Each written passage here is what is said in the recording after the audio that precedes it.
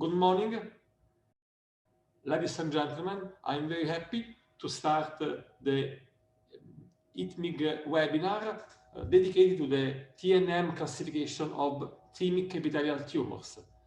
We have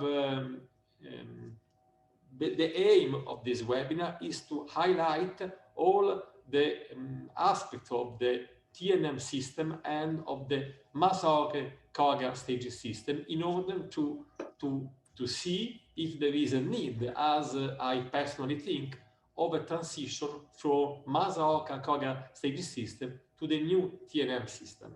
As you can see, the Masaoka staging system was first introduced in 1981 in the light of the recognition of local growth, infiltration of adjacent structures, and hematogenic or lymphogenic spreading as a major prognostic factor for survival.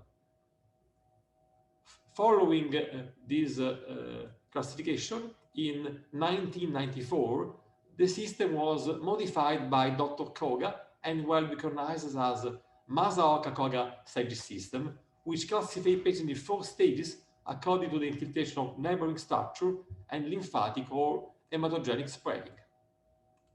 But I think now, more than 30 years later, we have understood that Masaoka-Koga system maybe is not the right tool for 2 purposes. First of all, radical resection.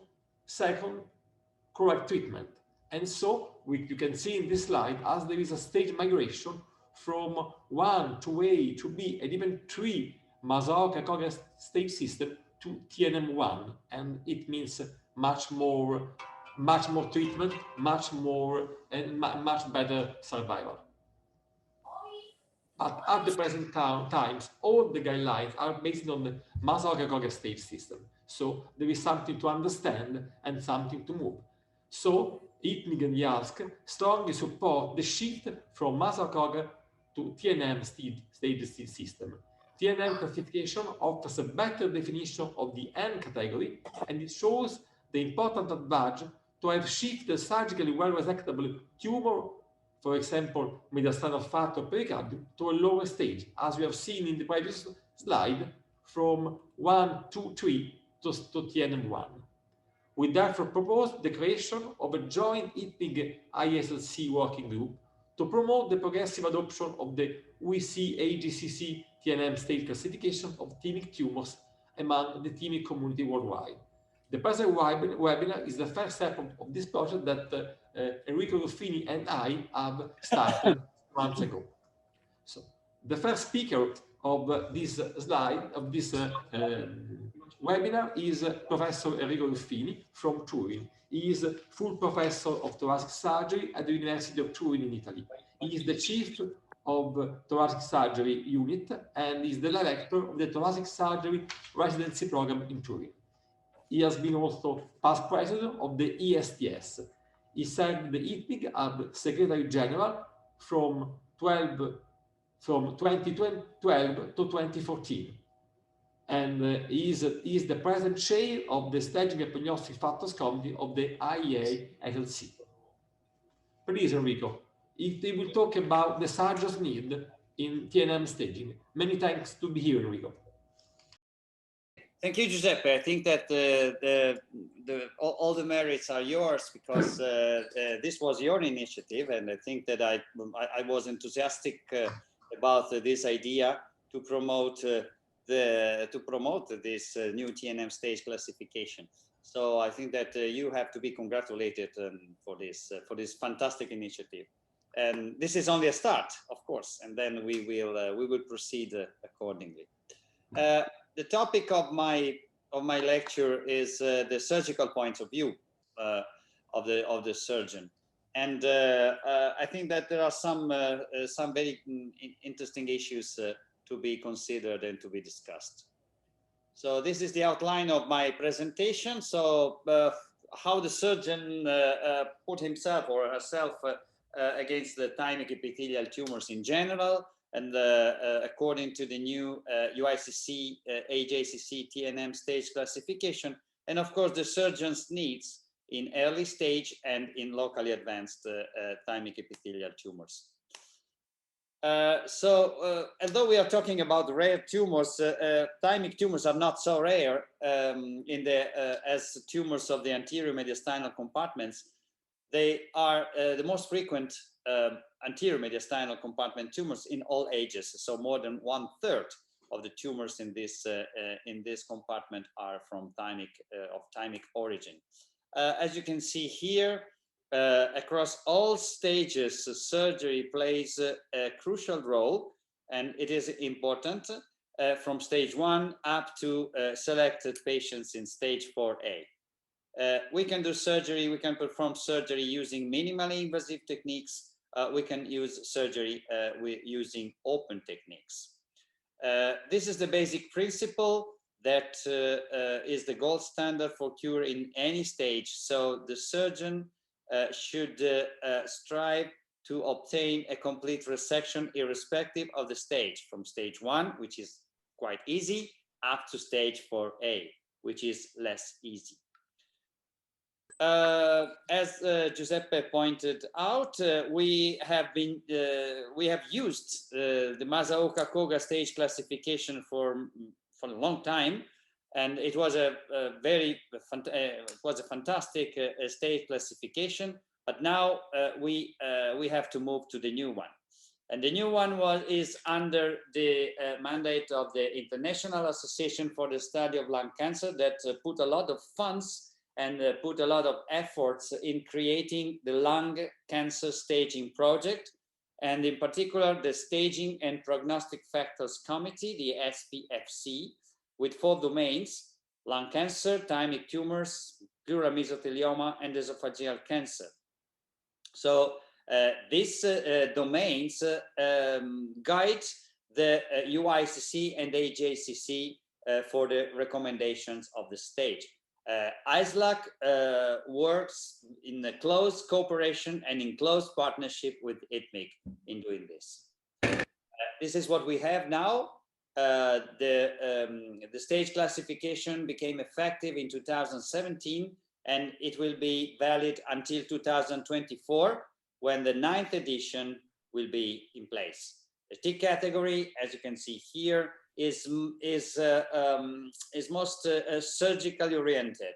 For example, the T3 versus T4. T3 are tumors invading potentially resectable structures. T4 are tumors invading less potentially resectable structures. For the N category, we devised, and ITMIG devised, a dedicated nodal map divided into N1 and N2. The division in the two domains, in the N1 and N2, was mostly consensus-based, was based on little evidence, and it is hoped that for the next edition we can make recommendations about, based on more sound-based assumptions. So the classification, as you can see here, was mostly based on speculation, practicality, and availability. Although the number of N+ cases in the databases that we used for the 8th edition was very limited, and limited to the Japanese databases. So these are the N and the M categories, you can see here. And this is the stage grouping. So stage 1 up to stage 3 parallels the Masaoka paradigm, T1, T2, T3, and T4. And then N1 and 2, stage 4A and 4B, N1A and 1B, stage 4A and 4B.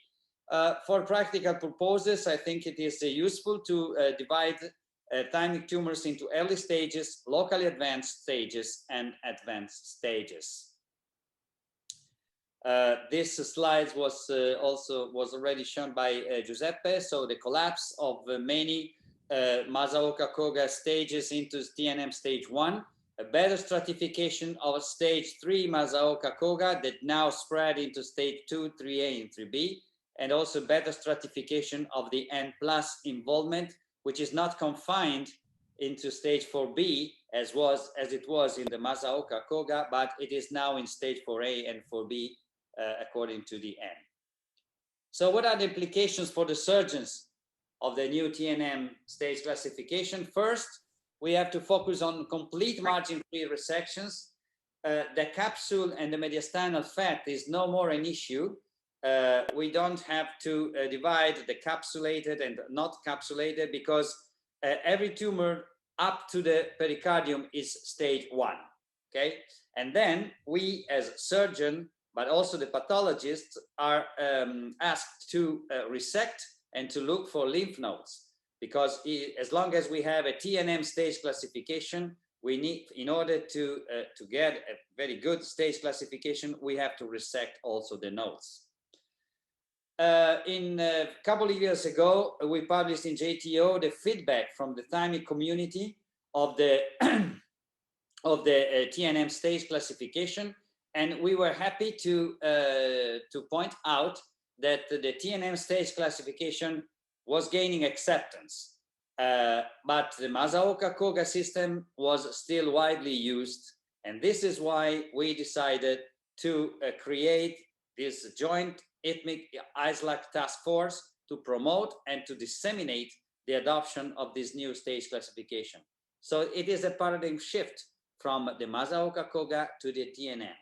I think it will take time, but I think that this is the way to proceed and the way to go. What are the surgeon's needs for the 9th edition? So the surgeon should know whether the tumor size is important for the stage.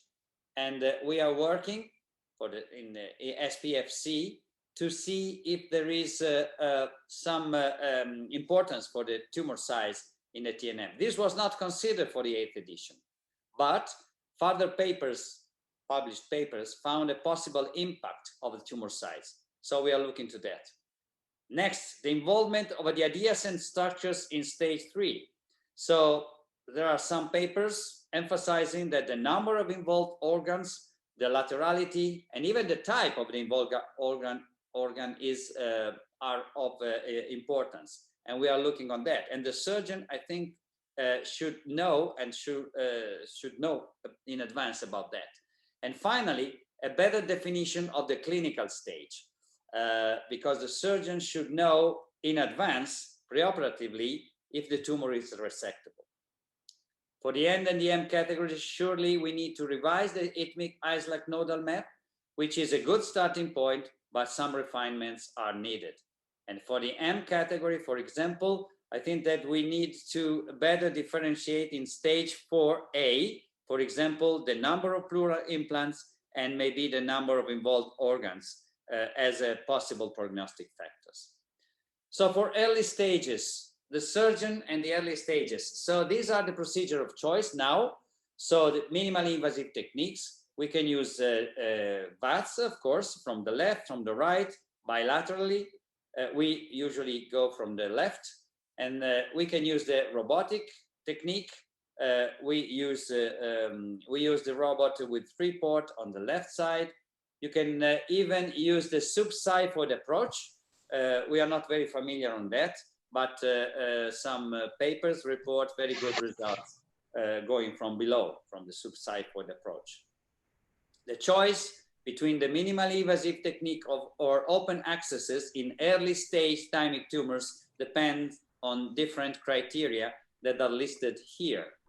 And basically, early stage tumors with no induction, particularly small tumors, and thymoma, not thymic carcinoma, should be approached using a minimally invasive techniques. You can use VATS or RATS depending on your experience, depending on the center's resources, but minimally invasive techniques should be used. And this is the ESTS, the European Society of Thoracic Surgeons database.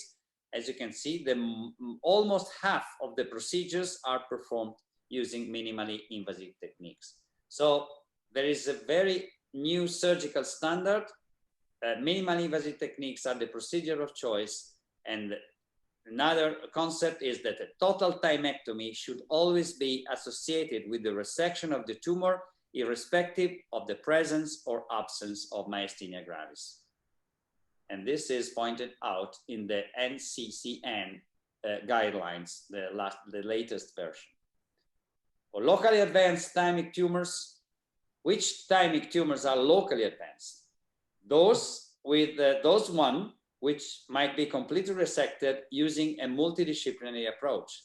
So we are talking about this TNM stage 2, 3A, 3B, and 4A. It is crucial the preoperative assessment of resectability, which is based on the center surgical experience, the center resources, and the multidisciplinary discussion. The preoperative assessment with imaging of resectability is crucial, is fundamental. Professor Maron will talk about that in the next lecture. And I strongly recommend you to refer to this paper that was published a few years ago, but still is still valid, about the findings predicting invasiveness of thymoma. So the crucial question in locally advanced thymic tumors is, can the tumor be completely resected? If yes, so surgery up front. If no, multimodality treatment can be considered with an induction therapy. And this is up to the surgeon's experience, the surgeon's resources, and the multidisciplinary tumor discussion. So in this case, there is no apparent invasion of the adjacent structures here. There is a high chance of complete resection. So in this case, primary upfront surgery is indicated. In this case, the mass is not well defined. So there might be a possible involvement of adjacent structures. If the surgeon is not confident that a complete resection should be achieved, so maybe induction therapy can be considered. In this case, a preoperative biopsy is mandatory to differentiate between thymoma and thymic carcinoma. And this is stated into the NCCN guidelines. The approach to locally advanced thymic tumors remains the open approach. Minimally invasive approaches to locally advanced thymomas should be reserved to highly specialized centers. But I would like to emphasize that open approaches are always indicated in thymic carcinomas. The surgeon should be ready to resect all the adjacent structures, the phrenic nerve, the venous great vessel, pericardium, lung, chest wall, because the goal is to achieve a complete resection, a microscopic and microscopic complete resection. For a complete resection in the pleural involvement stage 4A, it is usually achievable with the resection of all the pleural implants, with a discrete pleural implants resection or total pleurectomy, or even in very selected cases, extrapleural pneumonectomy. Once again, the goal is to achieve a complete resection. And finally, lymph node dissection. As long as we have a TNM stage classification, we are asked to resect some lymph nodes according to recommendations. And these are the recommendations that ITMIG provided a few years ago, but they are still valid. The extent of lymph node dissection depends on the histology of the tumor and the stage. And I would like to recommend all the people involved to refer to this very important paper. So these are my take-home messages. Surgery plays a crucial role in the management of thymic epithelial tumors. The complete resection of the tumor should always be the goal, irrespective of the stage.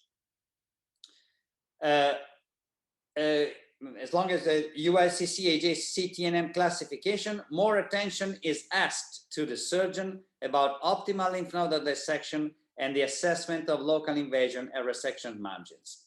For early stage thymic epithelial tumors, the standard approach should be the minimally invasive techniques. You can use VASP or RATS, and complete thymectomy should always be associated with the resection of thymic epithelial tumors. And for locally advanced thymic tumors, multimodality treatment should be discussed in the multimodality tumor board. Complete resection, once again, should be the goal. Lymph node excision should always be associated according to the ITMIG recommendation, but I would like to point it out that the thymic carcinoma deserves a very careful consideration in locally advanced tumors because of the anticipated surgical challenges. Thank you very much for your attention. Thank you very much, Enrico. Very outstanding presentation. I thank you very, very much for your precise review of what we expect as a surgeon. The next speaker is Dr. Anja Roden, that I'm very happy to work with her in the Thymic Carcinoma group, which is headed by Anja. Anja is a professor of laboratory medicine and pathology at the Mayo Clinic, Rochester, Minnesota, USA. She also serves as the medical director of the Immunostains Lab and the Pulmonary Pathology Fellowship Director of the Mayo Clinic in Rochester. She has been involved in the 2021 WHO Thoracic Tumors book. And so I'm very happy to work with her. We have recently published a paper together on Thymic carcinoma, and I appreciate her dedication to Thymic pathology and her competency. Anja will talk about the pathological boundaries of the TNM classification. Please, Anja, it's up to you. Thank you so much for the kind introduction, Professor Cordilla. I really appreciate it, and I appreciate the invitation to actually talk today about the pathological boundaries of the TNM classification. I hope you can see my screen. Yes. Okay. I don't have anything to disclose. I first will shortly talk about the evolution of the staging of thymic epithelial tumors, and then really discuss the advantages and the challenges of the current TNM staging for the pathologist. And in the end, I will talk about treatment response issues.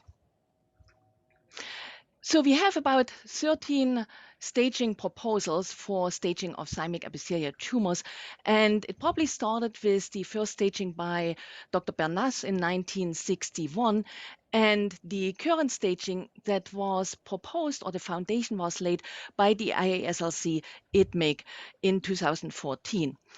Worldwide, the probably most commonly used staging systems were the Masaoka staging in 1981, the further developed Koga-Masaoka or Masaoka-Koga staging in 1994, and now the current TNM staging. Now, what are the differences in these staging systems, specifically from the pathologist point of view? So the earlier staging systems before the current staging always distinguished between encapsulated thymic epithelial tumors and invasive into the adjacent adipose tissue tumors. Also, these staging systems were usually either specific for thymomas or thymic carcinomas, so we always had to use different staging systems. Mostly they were a combination of clinical and maybe microscopic evaluations, and they were in general based on a limited number of cases, which ranged from 16 to 250 cases. Now, in the current TNM staging, we do not distinguish anymore between encapsulated and invasion into the adjacent adipose tissue. All of these tumors are PT1A, as Professor Ruffini already pointed out. Also, the current staging system is applicable for thymomas, thymic carcinomas, and thymic neuroendocrine neoplasms.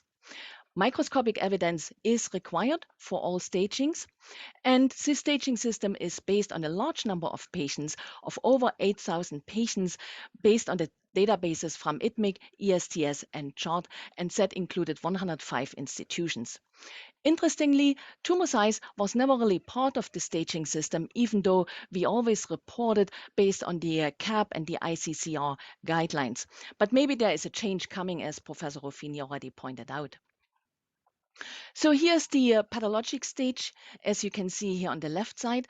As I said, the PT1A includes the encapsulated tumors as well as the tumors that extend into the adjacent mediastinal fat. PT1B is the invasion into the mediastinal pleura. PT2, invasion into the pericardium. PT3, invasion into the more mediastinal structures. PT4, invasion into the more central structures. And then for PN1, we really need to select the lymph nodes that come with the thymectomy specimens, as these lymph nodes are in the PN1 staging. PN2 requires separately submitted lymph nodes from the deep intrathoracic or cervical lymph nodes. PM1A are the pleural or pericardial nodules or implants, and PM1B are distant metastases. Now, what do we really like as a pathologist? Of course, we do like that we can apply cis TNM staging to all the thymic epithelial tumors, as I said, the thymomas, the thymic carcinomas, and the neuroendocrine neoplasms. And of course, we like it that we don't have to evaluate the tumor capsule. However, not evaluating a tumor capsule always puts a pathologist a little bit at an unease, And so I just wanted to look into what is really the significance of the thymic epithelial tumor capsule as we know it right now. The data that went into the 8th TNM staging, which were derived from the over 8,000 patients from 105 institutions, did not show a significant difference in overall survival or cumulative incidence for recurrence, whether the tumor was encapsulated or invading into the surrounding adipose tissue. Similarly, a meta-analysis of almost 2,500 thymomas did not show a difference in disease-free survival or overall survival between Masaoka stages 1 and 2, which is basically between encapsulated tumors and tumors that invade into or through the capsule. Now, we performed a single institution study only including 145 thymic epithelial tumors, but they were all reviewed by 3 pathologists. And if we only took the tumors where all 3 pathologists agreed upon the level of invasion, then invasion through the capsule actually was associated with a worse overall survival. Maybe there is an issue with the reproducibility of assessment of invasion through the capsule. Now, another single institution study, including 3 pathologists looking at the Masaoka-Koga staging, had an almost perfect agreement in regards to the staging, but there were 104 cases where there was a disagreement, and in 70% of these cases, the disagreement was actually between encapsulated and minimally invasive, so meaning invasion into the adjacent adipose tissue. Also, Wang and colleagues performed a study on 20 cases, which they distributed to 6 centers, so the multiple pathologists, and their kappa for invasion was actually only fair and only increased a little bit after they discussed the diagnostic criteria. And interestingly, all the disagreements related to encapsulated versus minimally invasive. And then going back to that meta-analysis, which I already mentioned, coming from 21 studies, again, there was no difference in disease-free survival or overall survival between Masaoka stages 1 and 2, but there were no inter-observer variability studies amongst these 21 reports. And the authors also noted a large range of proportions of tumors within stage 1. So the range was between 17 to 53% amongst these 21 studies. And very similar for stage 2, the range was between 9 and 59% amongst these studies. And so the authors also raised the possibilities that there might be some reproducibility issues of invasion through the capsule. Now, what am I talking about? Here's an example. On the right side, we probably all can agree that this is encapsulated. We have here the thymoma with a nice thick capsule. However, wherever the arrows point to, these are areas of disagreement. If we look at higher power, here the tumor is trickling through the adipose tissue. There is no well-defined capsule, but still this was a case where various pathologists disagreed whether this is encapsulated or invading into the adipose tissue. Now, what are the challenges? Well, the challenges are the identification and assessment of invasion of the mediastinal pleura. And I would argue if the surgeon does not point out the mediastinal pleura, we may not find it. The assessment of invasion into the pericardium is a bit easier, but again, it is really helpful if the surgeon points out the pericardium, because then we will take a dedicated perpendicular section to really evaluate the invasion of the pericardium. We now need to advocate for sampling of lymph nodes from the thymectomy specimens, because these lymph nodes will be regarded as PN1 lymph nodes. We do report the treatment effect, but there may be some issue with that. And we are also supposed to report the Masaoka-Koga staging because, as Professor Ruffini already pointed out, there are still some clinical trials that do use the Masaoka-Koga staging. So again, we have to report multiple staging systems.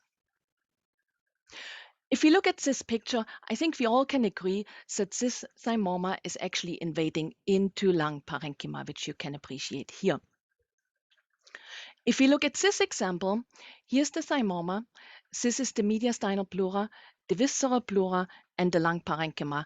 And in these areas, the visceral pleura and the mediastinal pleura appear to be adhesed or fused. If we look at this area, is that tumor invading into the mediastinal pleura, so being a PT1B, or is it invading into the lung, or is it not invading at all? If we look at high power, here's the lung parenchyma, the pleura, and the tumor. Here on the right side, you can see the visceral pleura is characterized by two elastic laminas, which we can highlight by an elastic stain. And then the question is this the mediastinal pleura?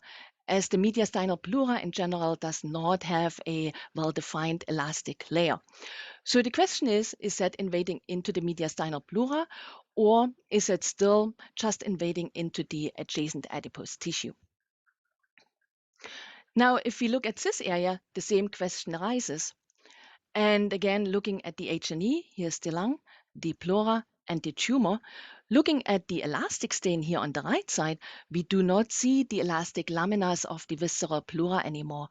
Does that mean now that the tumor actually invaded through the visceral pleura? Does it mean it's invasion into the lung? Or is the elastic lamina just attenuated because the mediastinal pleura and the visceral pleura got adhesed? In my opinion, this is not invasion into the lung, but I would suggest this is invasion into the mediastinal pleura. Communication with the surgeon is really, really important. And this is not only for orientation of the specimen, but also we would like that the surgeon marks the resected structures, including the mediastinal pleura, the pericardium, the vessels, and the phrenic nerve, for us to easily identify and evaluate these structures. Also pointing out of disruptions of the specimens and the true margins is very important. Ideally, this conversation would take place in the frozen section lab or in the gross cutting lab, but this may not always be possible. So marking these structures and writing notes and communicating is very important. We do currently report the treatment effect, and we report whether it's present, and if it's present, we make an effort to report the percentage of the residual viable tumor, taking also into account the correlation with the gross specimen. Or we report there is no treatment effect identified or no known pre-surgical therapy. However, there are really no large studies that support any predictive value of a certain percentage of residual viable tumor in thymic epithelial tumors right now. We once had tried to establish a tumor response rate based on a single institution study, and we used the tumor response rate that was used for esophageal carcinomas according to Mandart. So tumor response grade 1 would be no viable tumor. Response grade 2 would be only a few small nests of viable tumor. Grade 3 was more viable tumor but less than 50%. Grade 4 was viable tumor more than 50% of the tumor bed. And here you see already the first problem. There is some fibrotic tissue which could be treatment effect, but this can also be seen in non-treated thymic epithelial tumors. And then grade 5 was no treatment response at all. We evaluated 49 cases. We did find that the treatment response grading that we used was easy and reproducible with a Krippendorf alpha of 0.84. And we also found that thymic carcinomas had a significant greater response to treatment than thymomas.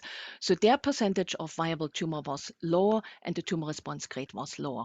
However, such kind of a response grading system really needs a large multi-institutional validation study, and a correlation of the percent of viable tumor or a tumor response grading with outcome would be really needed. So in summary, really important is the communication with the surgeon and knowing which structures were actually resected. Validation of various aspects of the current TNM staging system would be also needed using a large prospective database ideally. More precise morphologic definitions of invasion would be quite helpful. We do have to advocate for sampling of lymph nodes from the thymectomy specimens, and then studies to correlate treatment response with outcome are really needed as well. And with that, I would like to invite you to our upcoming ITMIG meeting in September, October of this year. And if you are interested, we really also have a pathology workshop. Thank you very much. Many thanks, Anja. Great presentation. Many thanks again.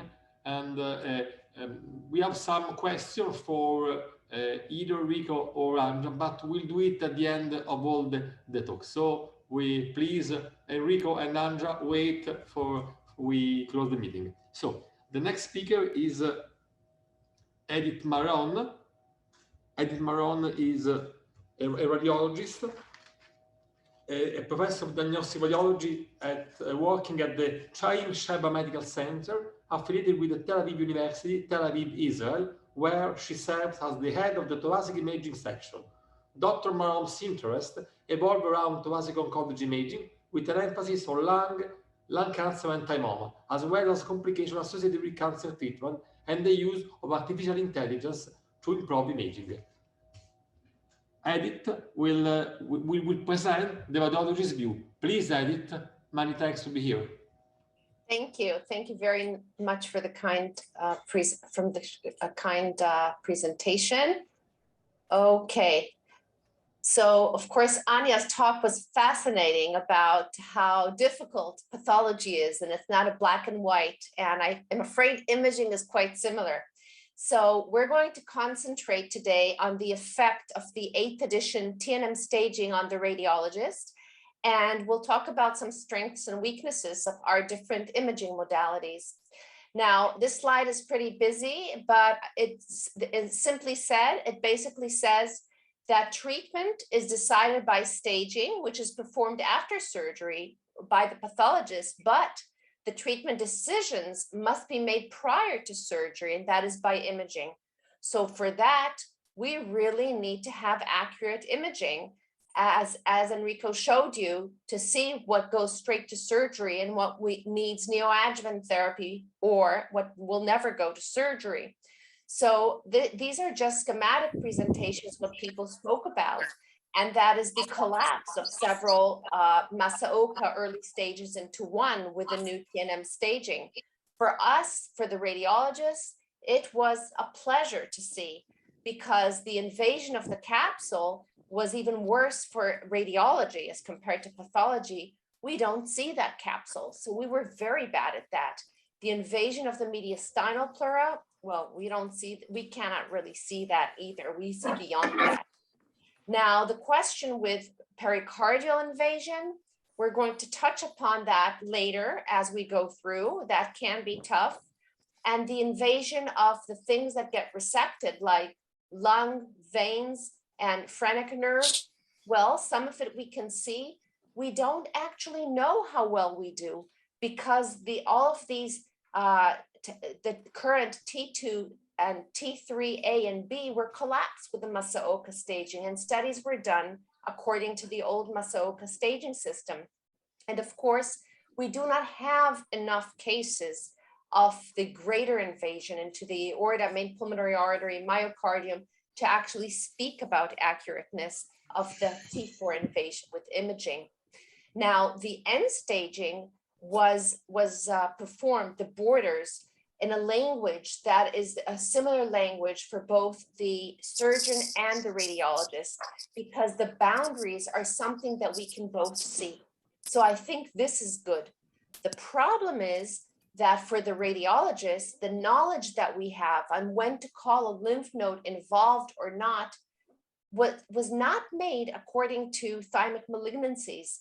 It is based on ancient studies using old-time CTs, using size criteria that were used for lung cancer. So we're talking about involved lymph nodes when they're greater than 1 centimeter for lung cancer. We tend to use that size for every cancer we're dealing with, but that may not necessarily be true. And for the end staging, we'll talk about how accurate we are with identification of M1 disease. So this is the collapse of multiple 1, 2, and part of 3 Masaoka staging into the stage 1, which we're very happy about. And our challenge now is to see how the granularity of defining this previous stage 3 Masaoka and to separate T2, T3, and T4, how accurate we will be with staging, with imaging. And it is interesting because we spoke about this, that our treatment paradigms rely on previous data, which is Masaoka Koga. But now that we separated it, maybe the T2 patients will not be treated in the future like T3 or T4. So maybe it won't be that important to identify minimal pericardial involvement. We don't know that. We're going to see. And let's see how well we do. So this is data that is now published, was presented in the past of the IASLC information that they had from the Masaoka Koga, which helped create the TNM staging. And this is very interesting because it's based on more than 4,000 cases where they had both pathological staging and imaging information. And what we see here as we place them across each other is that when there is pathologic stage 1, this is when the imaging, the clinical staging saw the same. So this diagonal line is when imaging was accurate. And we see that there is better than throwing a coin and deciding, the imaging is quite accurate, not perfect. When we look at, this is Masaoka Koga at stage 1, 2, 3, now here is the 4, but not good enough. But because of the collapse, we're doing much better in identifying the stage 1 disease now, because remember, the Masaoka stage 1 and 2 are now collapsed. So you can see these go together. So we're doing much better, and preliminary data show that we're doing with imaging much better than we did before for the new T1 stage.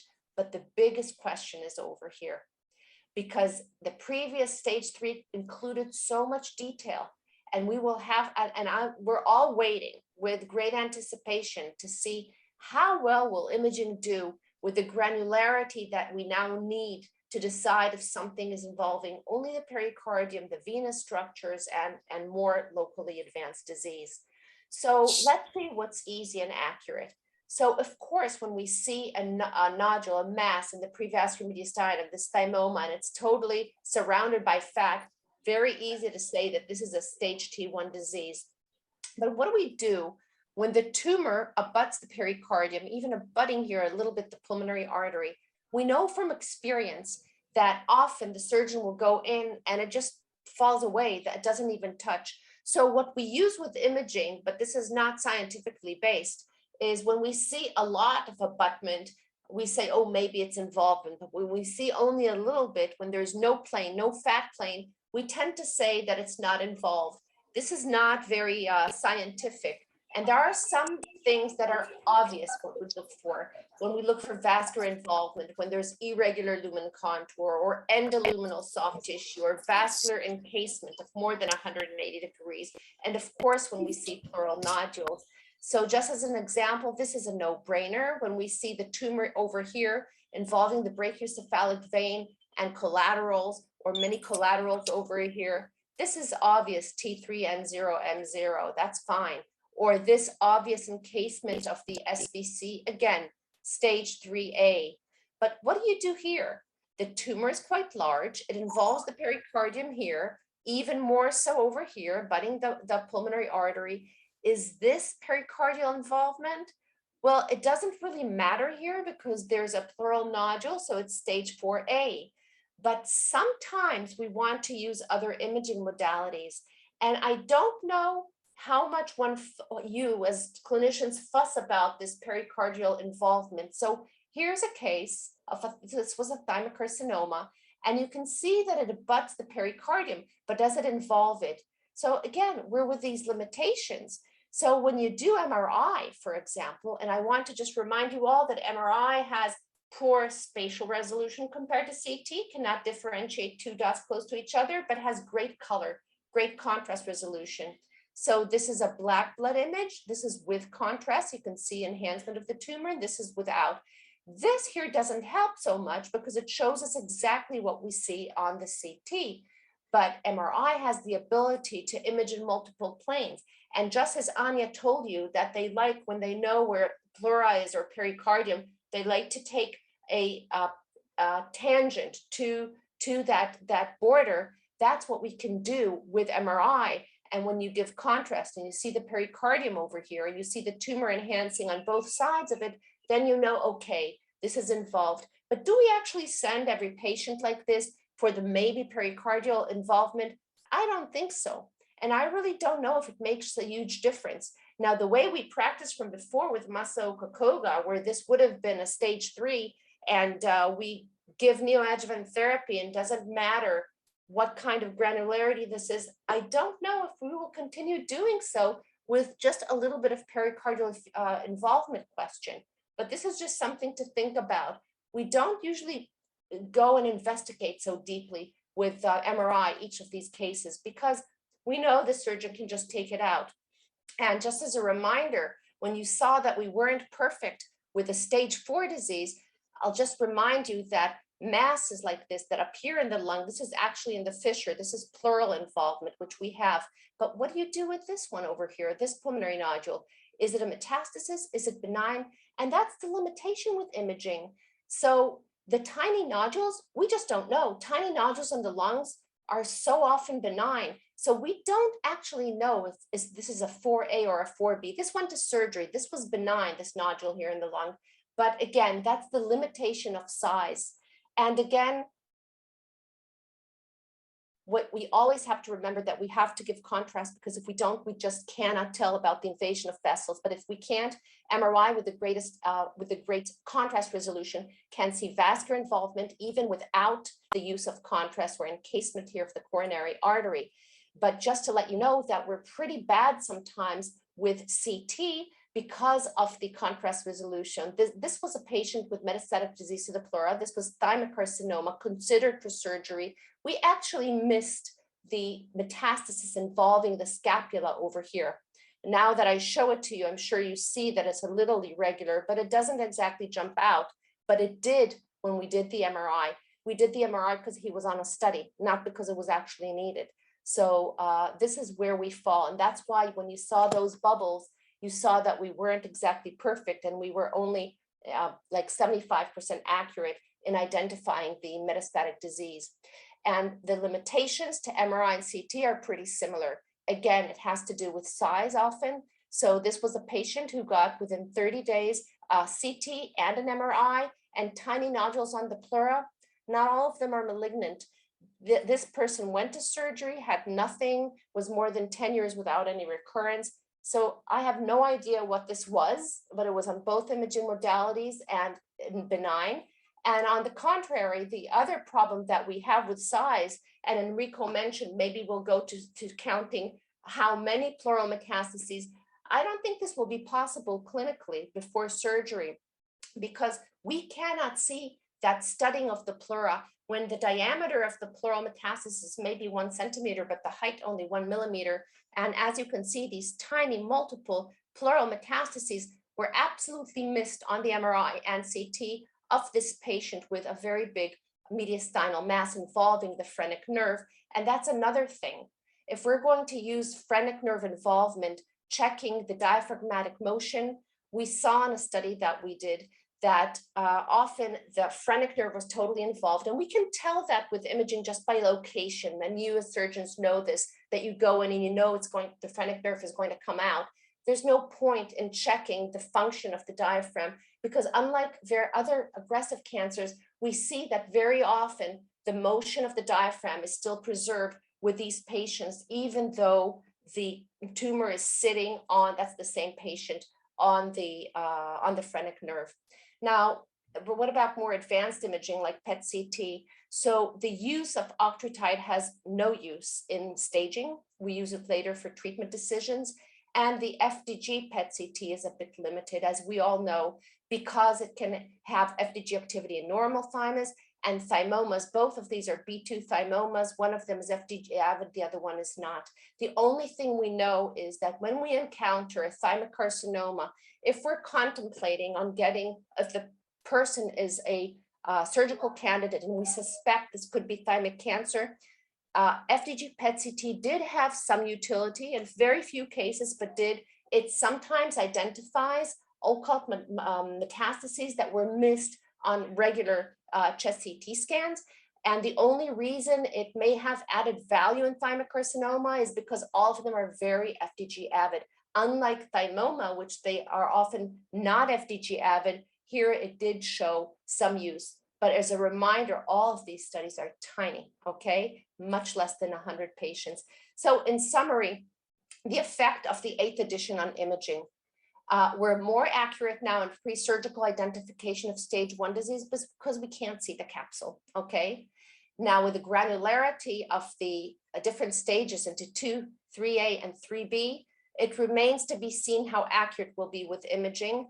And moving forward after that, even if we're found not to be that accurate of identifying pericardial involvement, for example, we will have to see in the future as we test different treatment modalities on these more granular stage 2, current 2, 3A, 3B, maybe it won't make such a big difference on the treatment decisions, but we will see. And of course, the pleural metastases, what worries me with the move into minimally invasive surgery, that I'm afraid that sometimes there may be neglect to check the pleura very carefully, especially behind, inferiorly and posteriorly, where those pleural metastases love to sit, because we're simply not good with imaging with extremely small volume metastatic disease that is so easily seen when the human eye actually sees that or through a scope. So we cannot rely on imaging to accurately exclude tiny pleural metastatic disease. Thank you. Thank you very much, Edith. Great imaging, as always. You impress us with great imaging. So the next speaker is Nicolas Girard. And Nicolas Girard is professor of medicine at the Versailles Saint-Quentin University. He is the head of Curie-Montsouris Thorax Institute in Paris. He is the ITMIG president, and he is also the domain leader of rare thoracic cancer for the Huracan, and he is involved in the RITMIC network. So Professor Nicolas has great experience in Thymic tumors. I am very happy to introduce him. Now we will talk about the medical oncologist perspective. Please, Nicolas. Thank you everyone. Thank you, Giuseppe, for putting this session together. I believe this is really a success, and the discussion are really interesting for everyone. So I will give some insight into the medical oncologist perspective with regard to the staging. And in this matter, I want to focus on the impact of the 8th TNM on the oncological strategy. And this includes in the baseline assessment of patients, some aspects with regard to surgery and radiation therapy, and obviously systemic agents. So as just discussed by Edith, the initial imaging is actually the start of the management of the patients. And for us as clinicians, it's very important to consider clinical staging. And right now, the TNM staging is not a clinical TNM. This is a pathological staging system. We need the tumor to be resected before considering assessing the stage of the patient. Still, as previously presented by Edith, in some situation, we may see the tumor sites on the imaging. This is a case for the pleural or pericardial implants, the stage 4A disease, very easy to assess on CT scan for the majority of patients with macroscopic lesions. Same thing for the stage 4B with the metastatic sites in the liver, in the bone, and this is pretty much frequent in thymoma type B3s and thymic carcinomas. Then it's become more complex for stage 3, similar to what we do in lung carcinomas, stage 3A, stage 3B. For the majority of those situations, we see the invasion of the mediastinal structures at imaging. And this is the key in the assessment of the resectability of the patients. In the other stage, the earlier stages, this becomes very difficult. For stage 1, for stage 2, the majority of those patients are amenable to surgery, but very difficult, as previously mentioned, to assess. So I believe we are near to the clinical staging, at least for the most invasive tumors, the stage 3, the stage 4. Well, it's easily accessible, and I can consider that the current TNM is a clinical staging system for those patients. Then we do not have a clinical TNM for stage 1 and 2 because we need the assessment of the invasion of the mediastinal pleura, which is a key in this staging system. So at the end, we are near the clinical staging, and this is something very important for the oncological management of the patient. Resectability, well, Enrico discussed that. One key point from my perspective is that stage 4 is not contraindicating surgery, is not contraindicating focal treatment. And this is a real difference as compared to other solid cancers. In stage 4 disease, we can do surgery for the patients. This is one of the typical examples I like to show. A patient with a stage 4A type B2 thymoma with a huge invasion of the pleura. And in these patients, we could do a surgery of the mediastinal mass, then a pleurectomy, complete pleurectomy, followed by chemohyperthermia. And this patient was operated on more than 5 years ago and did not present with any recurrence. So stage 4 does not mean that we cannot operate the patient, and this patient did not receive preoperative chemotherapy because we estimated that the mediastinal mass as well as the pleura could be resected upfront. This is another patient with stage 4B type A thymoma, patient with a mediastinal mass. And so the mediastinal mass was here, amenable to resection, but there were many lung nodules. So this is for stage 4B disease. The patient had a stable disease for at least 1 year. We discussed this case in 2017 at the Torino annual meeting. Actually, the patient developed superior vena cava syndrome. So we did a complete resection of the mediastinal mass. And currently, all the lung nodules did not show any disease progression, which is frequent in type A thymoma. This subtype of tumor are not really fast growing lesions, and these are not really sensitive to chemotherapy. So we did a follow-up. The patient is still alive without any disease progression again. So it means that stage 4 does not mean that the tumor may not be amenable to local treatment, surgical resection. At the end, there are many questions around lymph node dissection. In the TNM, we have the N, and while we need to assess the TNM, we need to do some kind of lymph node dissection or sampling. And to me, this is not something that is straightforward, because which area should be sampled? This is, to me, an open question to the surgeons, to my colleague surgeons, and sometimes very difficult to actually recommend, depending on histology and preoperative imaging, and maybe we can discuss afterwards. TNM and postoperative radiation therapy after surgery of thymic lesions. The key question is whether postoperative radiotherapy should be delivered. And here we have many data regarding the risk of recurrence in those patients. This is based on the data from the ITMIG retrospective database. And actually, in thymoma stage 1 and 2, the risk of recurrence is really low. It's obviously higher in stage 3 and stage 4 disease. It's also higher in thymic carcinomas. At the end, the majority of those recurrences occur not in the mediastinum, but in the pleura, while we apply postoperative radiotherapy in the mediastinum.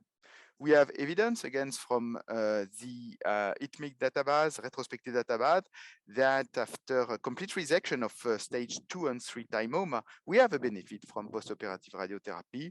And this benefit was also reported for thymic carcinomas, especially from the ESTS and JART databases. We have a complex algorithm to try to make treatment decision consistent for postoperative radiotherapy.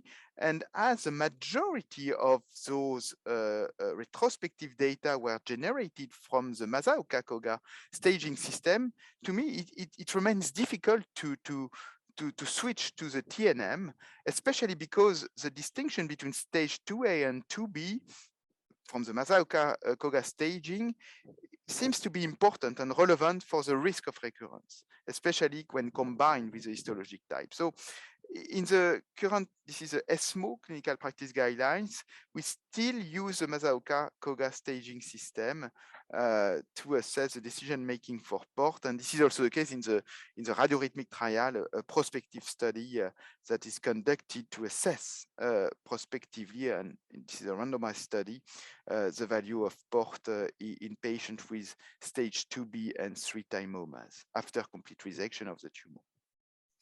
And then moving to systemic treatments, we have, again, based on the ITMIG consensus, 3 situations. The one with primary chemotherapy before surgery.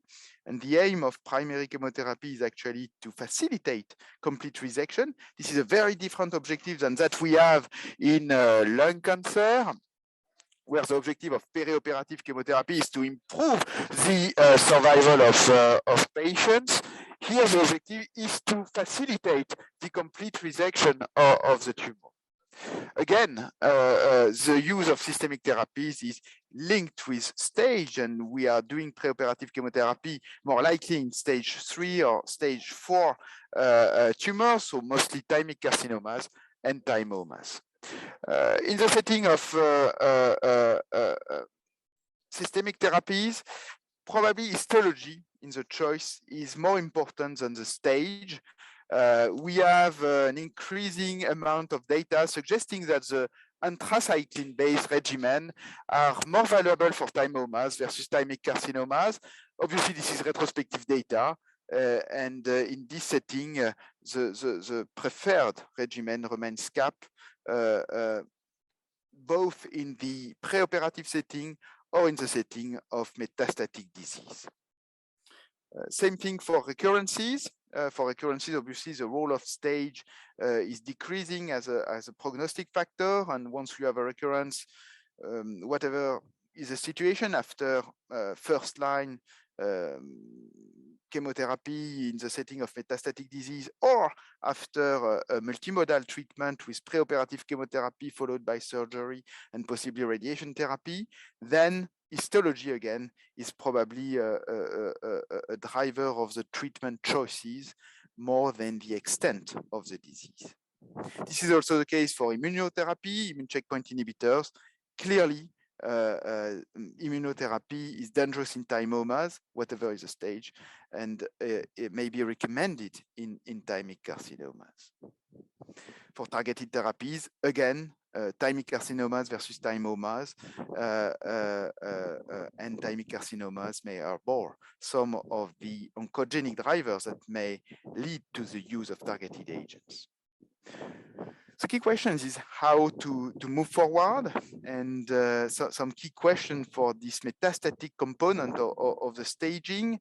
To me, very important to consider the 2 entities in metastatic disease, pericardial and pleural disease versus metastasis occurring outside the pleural or the pericardium, because this may drive the decision making. In stage 4A, usually the patient is more likely to be amenable at some point to surgical resection, whereas in stage 4B, to me, it's more difficult because of the aggressiveness of the disease, especially in thymic carcinomas. But this is a heterogeneous group of patients, from a patient with a single pleural implant, or a patient with multiple pleural implants, or a patient with a pleural invasion, like a mesothelioma-like presentation, because obviously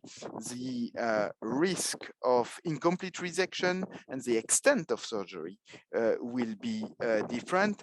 And here, probably this is a room to assess chemohyperthermia, which may be useful in the setting of multiple implants or pleural carcinomatosis. Same thing for the M1b component, the patient with systemic metastasis. To me, very different prognosis for patients with lung parenchymal metastasis, which may be frequent in thymic carcinomas, but also, as we discussed previously, in type A thymomas, and these may be slow-growing lesions. And we have more and more patients with oligometastatic disease. And oligometastatic disease, as in other solid cancers, may represent an opportunity for focal treatment. So if I have a patient with a single bone metastasis, this was a patient with thymic carcinoma, why not doing chemotherapy first and then reassess the patient for a focal treatment of the mediastinal mass as well as the oligometastatic site? And this is what we did in this patient. And we need to assess that prospectively. Obviously, in patients with multiple lesions, systemic therapy is probably the best options. Histology, to me, remains a major driver. The aggressiveness of thymic carcinomas is very different from that of thymomas. And ultimately, the most important point in the decision-making for the treatment strategy is whether the tumor may be resected completely or not, whatever is the stage, whatever is the histology of the tumor. So we need clearly to consider this in the next staging system. This will be the next presentation, and I thank you for your kind attention. Thank you very much, Gira. Thank you, Nicola. Very, very interesting slide, Nicola. I'm happy. So we move now to the the last speaker. It is Thierry Jo Molina. He is the head of the Department of Pathology at Université Paris-Cité, Hôpital Necker-Saint-Fant, and Hôpital Robert-Depré, Paris, France. He is professor of pathology at the former Paris Descartes University, and since 2022, Université Paris-Cité is a pathologist with expertise in thymic pathology, hematopathology, both pediatric and adult. Has great interest in thymic epithelial malignancy, and so we will be very happy to hear his presentation. He will talk about the TNM classification of thymic epithelial tumors towards the 9th edition. It's up to you, Thierry. Thank you very much. Thank you very much, Giuseppe, for this kind introduction and for inviting me to participate to this webinar within the May Thymic Malignancy Awareness Month of the ITMIG. So these are my conflicts of interest. So today, thanks to the RITMIC and the ITMIG group, I would like to share our experience concerning the PT. Since 2015, most thymic epithelial tumors included in the French RITMIC network were independently reviewed by 2 expert pathologists using digitalized slides. And we found out that although the histotype within the network was often reproducible, this was not the case for the stage when we assessed the slides sent by the referral center following the PT 8th detail recommendation. There was difficulties, as underlined by Anya in previous talk, for the presence of pericardium or mediastinal pleura, but most often it was discrepancy in the interpretation on slides of the stage. So we found out anyway that there was advantage of the TNM classification in concordancy for the PT1A stage compared to Masaoka Koga 1, 2A, and 2B. Because sometimes the 0.3 centimeter threshold used by some pathologists to differentiate 2A from 2B is very tricky. And as you can see here, it's the way you put the arrow from the capsula. Outside the capsula, you can see the fat. So invasion in the fat, but sometimes how you put the arrow is sometimes difficult and create discrepancies. So for low stage TET, of course, the PTNM helps reproducibility. But as underlined, as you know, some countries are still using MK for clinical decisions and trials of port. And also the way of not mentioning if there is a capsule or not is sometimes favored by some surgeons. So the discrepancies in our study for PTNM occurred mainly related to PT1B, PT2, and PT3, mainly concerning the lung involvement. And therefore, it was crucial to us to share and validate within the ITMIG some criteria we try to use during our national rhythmic sessions on slides using consensus. And therefore, we selected digitalized slides during the rhythmic procedures concerning the discordant cases. And thanks to the ITMIG, we built an international group with Anya Roden, Andre Morera, Alexander Marx, Andrew Nicholson, Mal Gorzata, Shigeki, and we discussed some slides. So we had a test series of 5 cases of digitalized slides evaluated independently by each member of the panel, and then followed by a WebEx discussion, PowerPoint images to try to improve reproducibility. And then we did a second validation series and then discussion.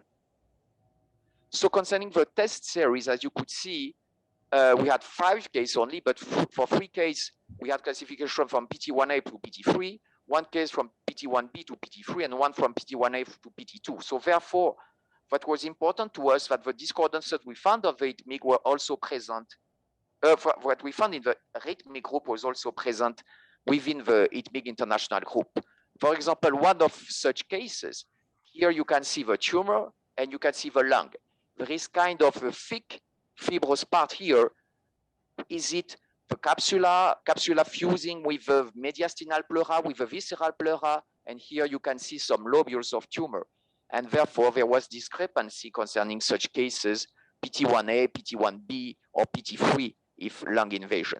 So as you can see here, classification varies a lot between members.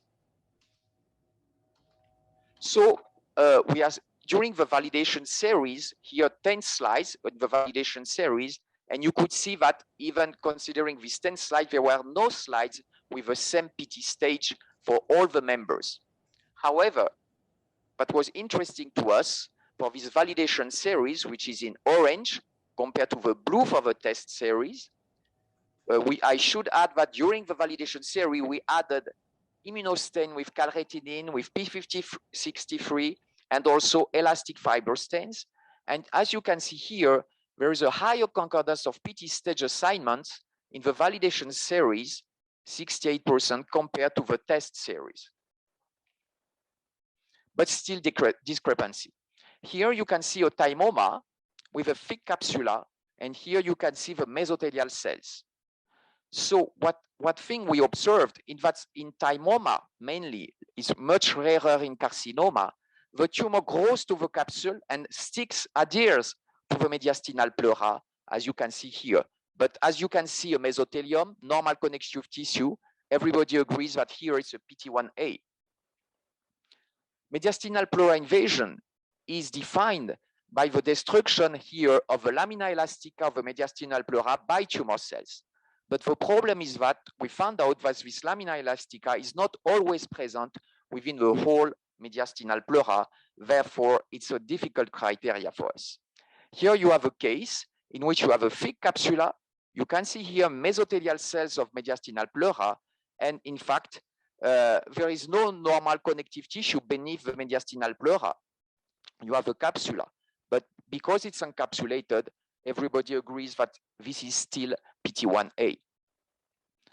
But as you see here with the pericardium, here you have a thymoma with a thick capsula, and the thick capsula is adhering to the pericardium, to the fibrous part. And of course, the surgeon is obliged to resect the pericardium because there is a sticking adherence between the tumor and the pericardium.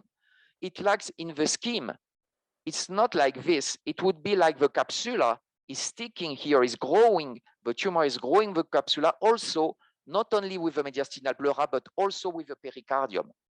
And as you can see here, also with the lung. And so you have a tumor here. It's not is growing into the close to the lung with the capsula, as you can see here.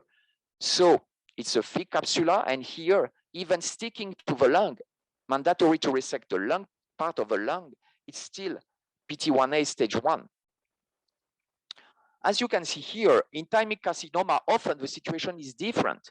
Here you have lung, you recognize very well the alveoli, but in thymic carcinoma, what is characteristic is the desmoplastic stroma in which you have between tumor islands and nests of tumor cells, and therefore it's not at all like a thick capsula. There is destruction, and in fact reproducibility is much better, and criteria is sometimes easier.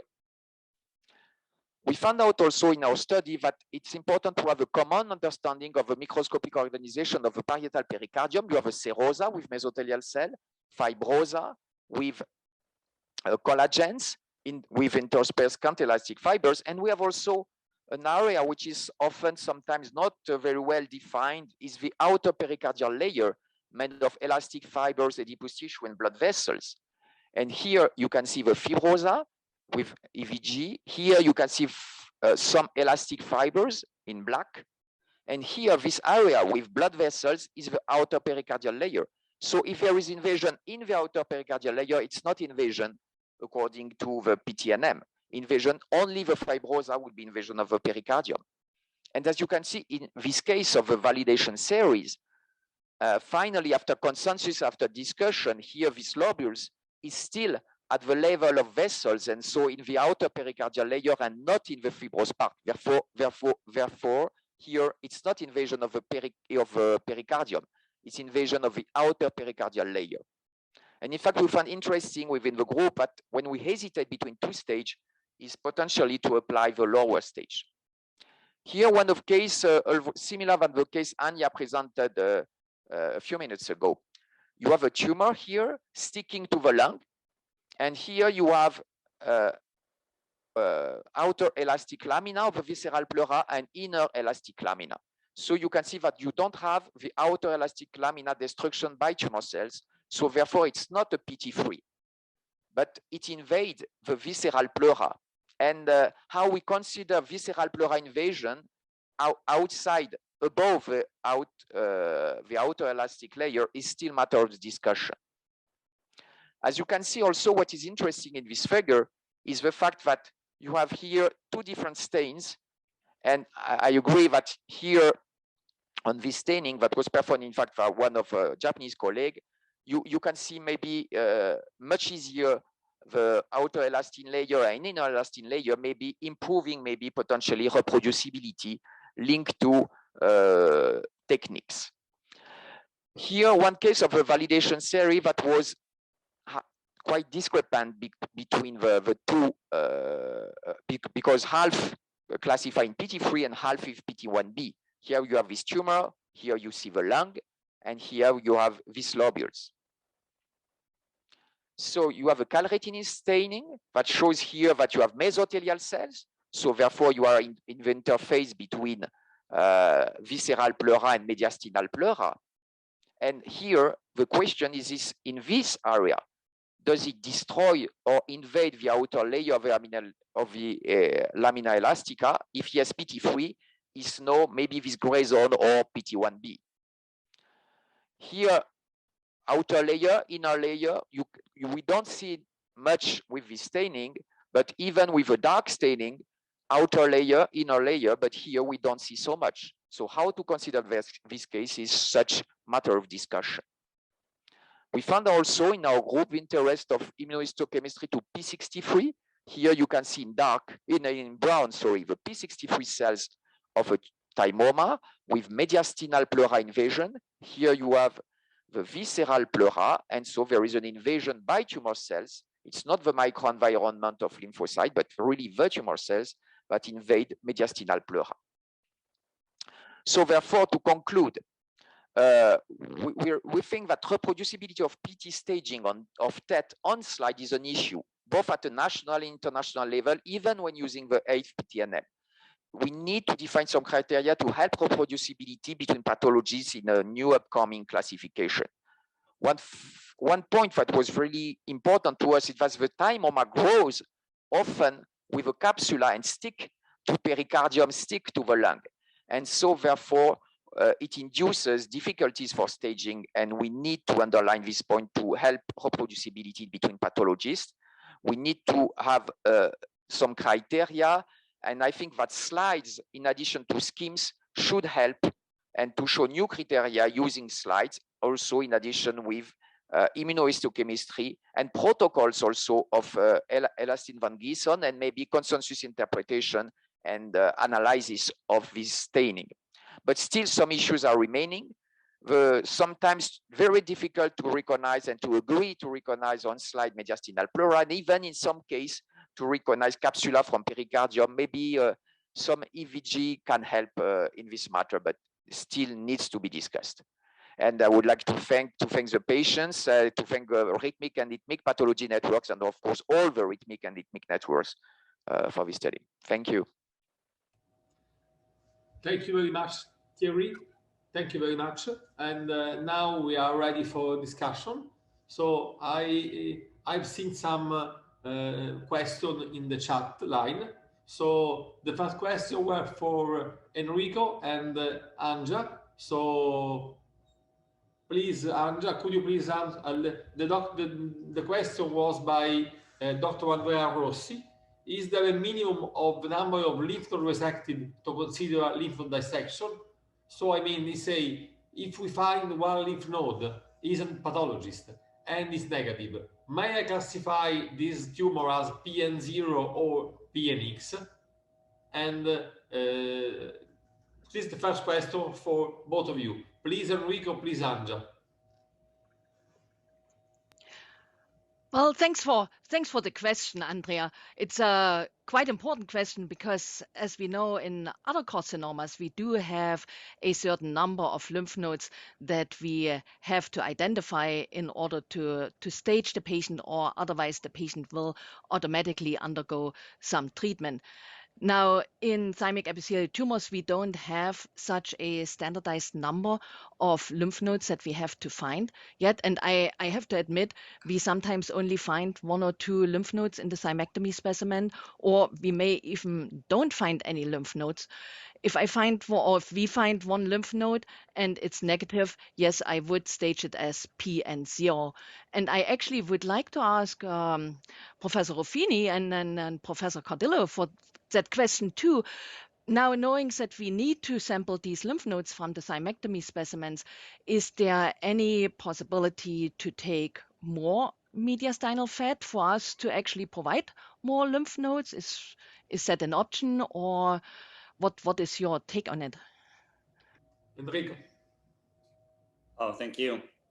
Yeah, I completely agree. So there are no guidelines about number of stations, the number of lymph nodes in a lymph node dissection for thymic epithelial tumors. The general recommendation from ITMIG are the ones that I showed to you. In addition, every PET positive or CT enlarged lymph nodes should be looked and should be resected. So this is another important adjunct to the policy. So once again, I think that for early stage thymic tumors, you should simply follow the recommendations. So you don't have to strive to resect N2 lymph nodes. N2 lymph nodes dissection should be reserved to locally advanced thymic tumors, thymomas and thymic carcinomas.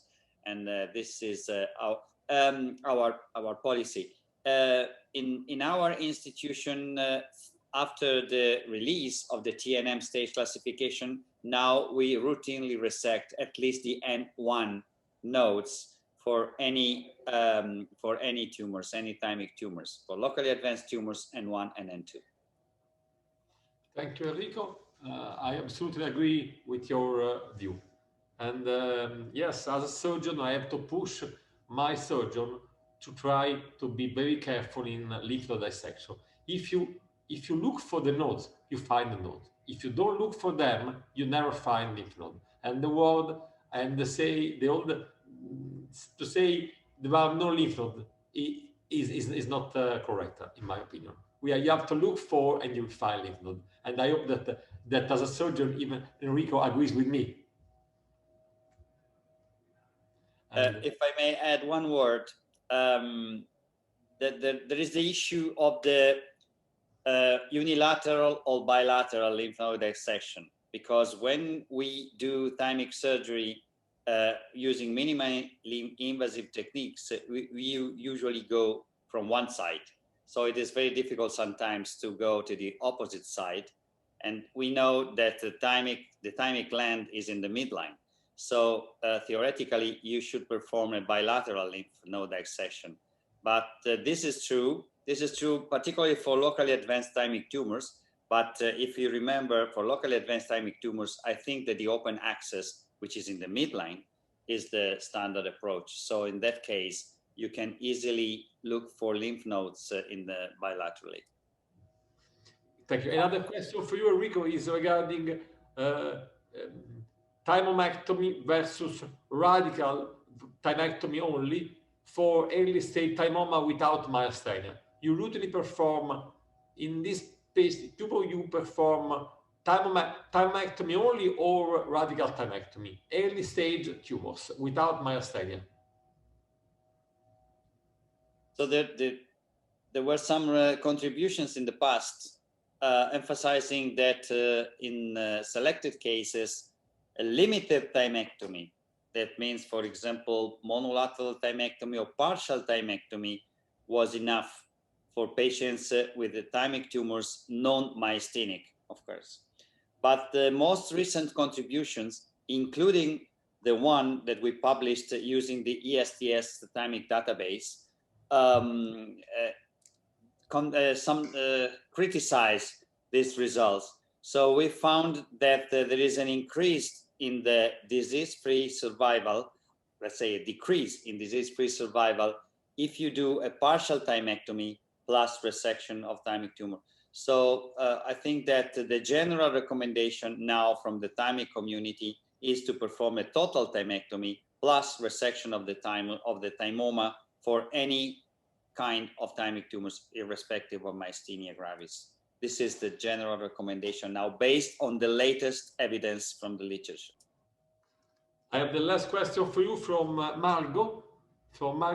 She asks you, you recommend a minimally invasive approach for thymomas and not for thymic carcinoma. But do you routinely perform biopsy in each mediastinal tumor before resection to establish if a thymoma or a thymic carcinoma? Oh, thank you. So definitely preoperative biopsy is not routinely performed.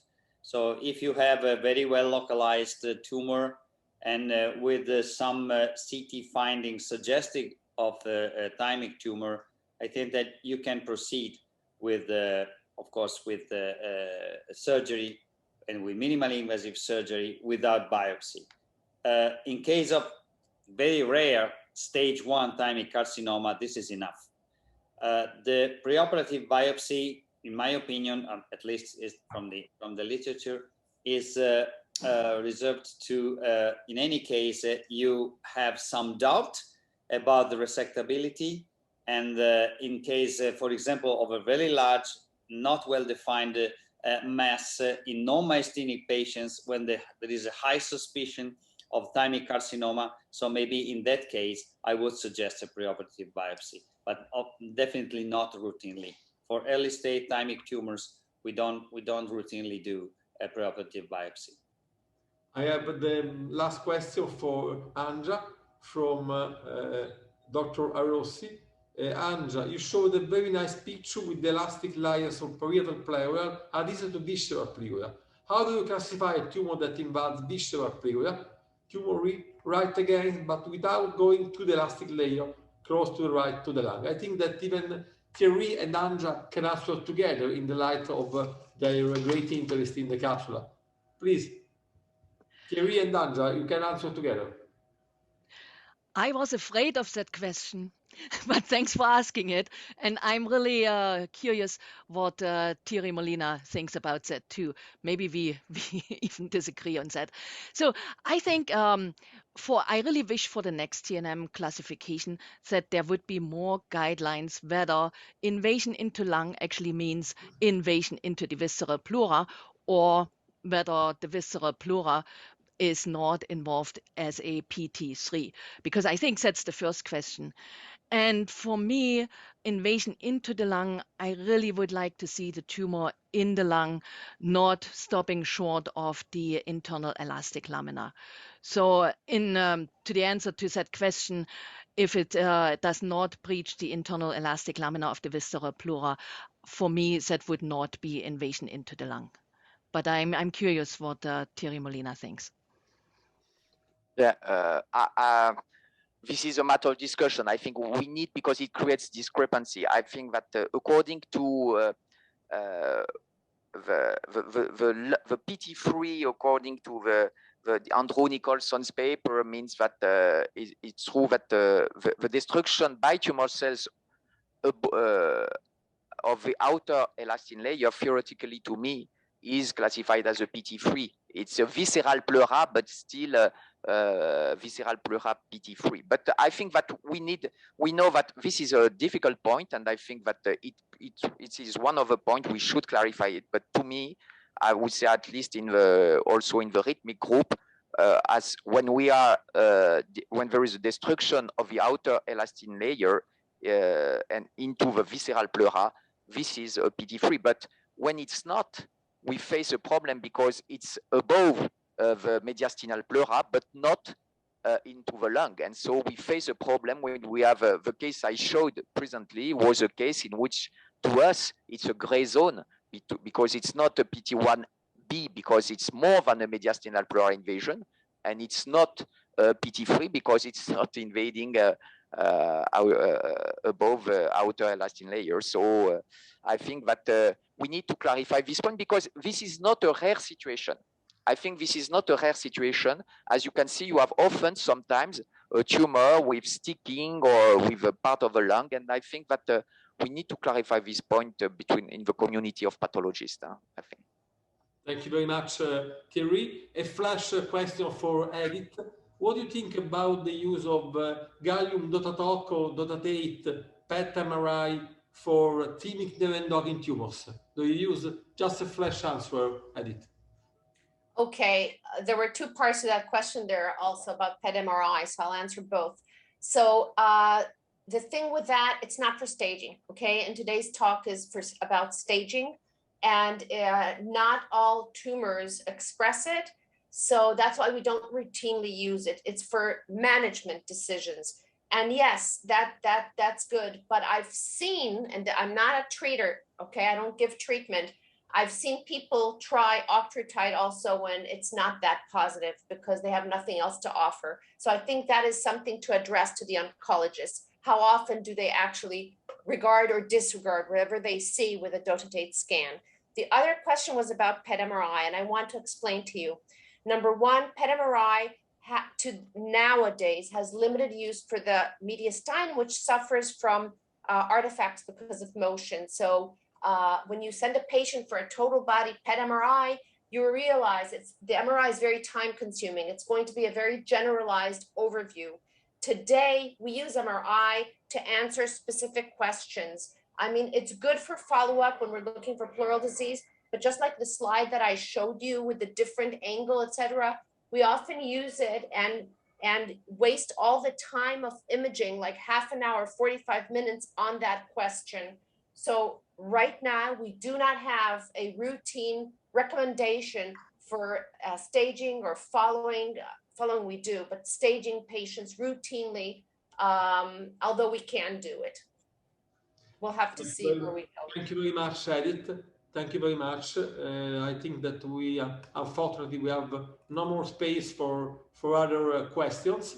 So I would like to thank all of you. I present, this is the proposal that we discussed with Enrico. of the joint working group, and I'm sure that we'll proceed with this project. All of the people are very happy about the project.